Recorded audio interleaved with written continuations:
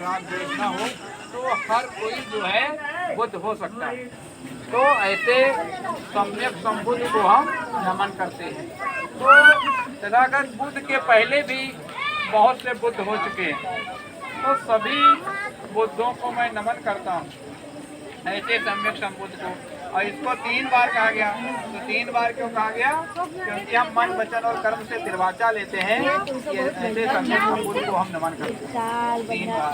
फिर कहा गया बुद्धं शरणं गच्छामि, अर्थात हम बुद्ध के शरण में जाते हैं। बुद्ध मतलब कोई व्यक्ति नहीं। तथागत बुद्ध ने कहा कि मैं मुक्तिदाता नहीं हूँ, मैं मार्गदाता हूँ, मैं आपको रास्ता दिखा सकता हूँ, चलना आपको खुद पड़ेगा। तो उन्होंने कहा बुद्धं शरणं गच्छामि, अर्थात हमें बुद्ध के शरण में जाना चाहिए। बुद्ध के शरण मतलब अपने बुद्धि विवेक और ज्ञान के शरण में जाने की जरूरत है, क्योंकि जितना जितना हम बुद्ध के शरण में होते हैं उतना उतना हमारा जो है भला होता है। और जैसे हम बुद्ध के शरण में नहीं होते हैं वैसे हम शराब पीने लगते हैं, वैसे हम पान पुकार बीड़ी सिगरेट पीने लगते हैं, वैसे हम किसी की बुराई करने लगते हैं।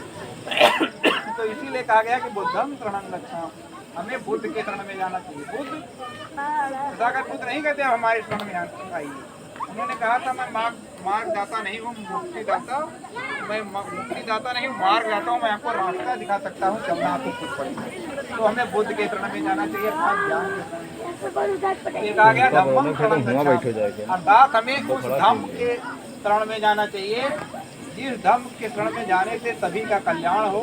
ना कोई इसमें ऊंचा है, ना कोई नीचा है, ना कोई छोटा है, सब एक समान है। तो धम्म के शरण में जाना चाहिए। फिर कहा गया संगम नमः, अर्थात हम उस संघ के नमन करते हैं जिस संघ में जाने से सबका कल्याण।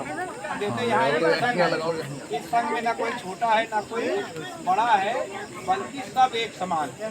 तो उस संघ को मैं शरण में जाता हूँ। फिर इसको बाद 3 बार भी कहा, द्वितीयाम्पि बुद्धं शरणं गच्छामि, द्वितीयाम्पि धम्मं शरणं गच्छामि, द्वितीयाम्पि संघं शरणं गच्छामि। अर्थात मैं दूसरी बार तीसरी बार मन वचन और कर्म से बुद्ध धम्म और संघ के शरण में जाता हूँ।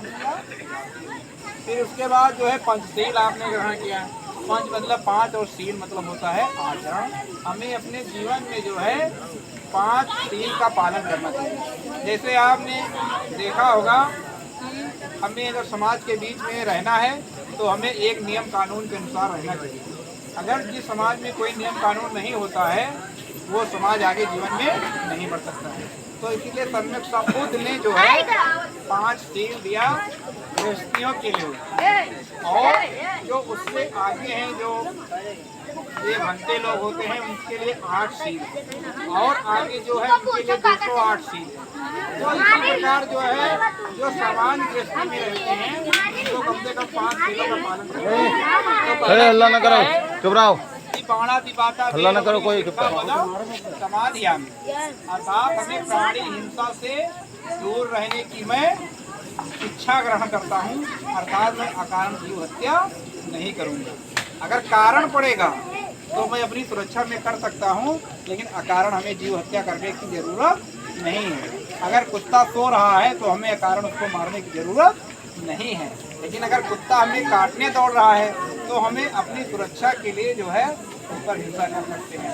फिर उसके बाद कहा कि अदिन्ना दाना बेरमणी शिक्षा पदम समाधियामि, अर्थात हमें आदिन्ना, हमें बिना दी हुई चीज को नहीं लेना चाहिए, अर्थात हमें चोरी नहीं करना चाहिए। ये दूसरा चीज हमें अपने जीवन में पालन करना चाहिए। फिर उसके बाद कहा गया कि कामेषु मिथ्याचारा बेरमणी शिक्षा पदम समाधियामि, अर्थात काम के वशीभूत होकर, व्यभिचार के वशीभूत होकर हमें किसी की जो है बुरी नज़र से किसी को नहीं देखना चाहिए। हमें अपनी पत्नी को छोड़कर जितनी भी महिलाएं हो, अगर उम्र में बड़ी हो तो माँ के समान, बराबरी में हो तो बहन के समान, और उम्र में छोटा हो तो हमारी बेटी के समान है। ये क्या काहे बात करते हो है? आप तो आओ यही बता जाओ, तो बुला लो आओ यहाँ बताओ, तुम क्या बताओ, ठीक है? सीधा बैठो, उधर ये काहे बैठी? अगर बतवाना है तो घर में जाओ बतवाए तो तब यहाँ बैठो। इधर मुँह करके बैठो, उधर काहे बैठी है? इधर मुँह करो। तो जो है ये दूसरा, ये तीसरा तिल हम बता रहे थे कि कामेषु मिथ्याचारा बेरमणी शिक्षा पदम समाधियामि, अर्थात हमें काम के वशीभूत होकर हमें अपने पत्नी के अलावा जितनी भी महिलाएं उम्र में बड़ी हैं वो हमारी माँ के समान है, बराबरी में है तो बहन के समान, और उम्र में छोटी है तो हमारी बेटी के समान है। इस प्रकार की भावना जो है हमें पुरुष साथियों को करना चाहिए। और वही काम हमारी महिलाओं को भी अपने पति के अलावा अगर कोई पुरुष उम्र में है तो बाप के समान है, बराबरी में है तो भाई के समान है, और उम्र में छोटा है तो बेटे के समान। इस प्रकार की भावना जो है सबको करने से हमारे मन में जो गंदगी होती है, जो राग द्वेष होता है, दूर हो जाता है। फिर उसके बाद जो है कहा गया कि मूसावादा वे रमणी शिक्षा पदम समाधि, अर्थात हमें मुख से ऐसी कोई बात नहीं बोलना चाहिए कि जिससे लोगों के बीच में दूरियां पैदा हो, जिससे लोगों के बीच में जो है लड़ाई झगड़ा मारपीट हो, जिससे बोलने से किसी के अंदर राग द्वेष हो, जिससे चाय चुगली हो, तो इससे हमें दूर रहना चाहिए। अर्थात हमें मिथ्या वाचन नहीं करना चाहिए, हमें जो है ऐसा मिथ्या चीज नहीं बोलना चाहिए। फिर उसके बाद 5वां सील है कि सुरा मेरे मज प्रमाद अष्टाना शिक्षा पदा समाधि। सुरा मतलब शराब, और मेरे मतलब शराब जैसी, मज मतलब मांग, तो सुरा मेरे मज प्रमाद मतलब जुआ।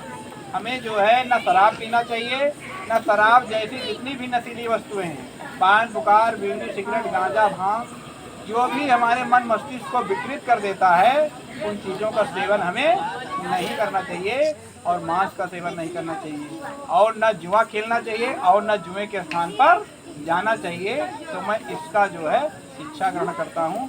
फिर इसके बाद कहा गया कि जो है बुद्धम नमाम, तो ऐसे बुद्धमान ऐसे ज्ञानवान को हम नमन करते हैं जो इन 5 सीलों पर चलते हैं। फिर कहा गया धम्मम नमाम, अर्थात हम ऐसे धर्म को नमन करते हैं जहाँ ना कोई छोटा है ना कोई बड़ा है, बल्कि सब एक समान है। फिर उसके बाद कहा गया संगम नमाम, अर्थात हम ऐसे संघ को नमन करते हैं जिस संघ में जाने से सभी का कल्याण हो, जिसमें ना कोई छोटा हो ना कोई बड़ा हो। संघ तो शराबियों का होता है, संघ तो चोरों का होता है, संघ तो जुआरियों का होता है, तो उस संघ को नहीं, उस संघ में जाने से यहाँ हमारा मन मस्तिष्क का विकास होता है, हमारा मान सम्मान होता है।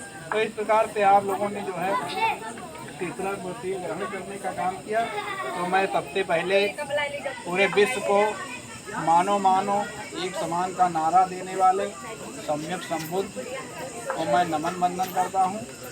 और नमन वंदन सभी को करना चाहिए, क्योंकि सबसे पहले अगर हम लोगों को किसी को मानो मानो एक समान का नारा दिया तो सम्यक संबुद्ध। और इसी कड़ी में जो है ढोंग और पाखंड को खंड खंड करने वाले बहुजन नायक संत कबीर साहब को नमन करता हूँ, जिन्होंने कहा था कि पत्थर पूजे हर मिले मैं तो पूजू पहाड़, और पत्थर पूजे हर मिले मैं तो पूजू पहाड़, और घर की चकिया कोई न पूजे ताके पीसा खाए।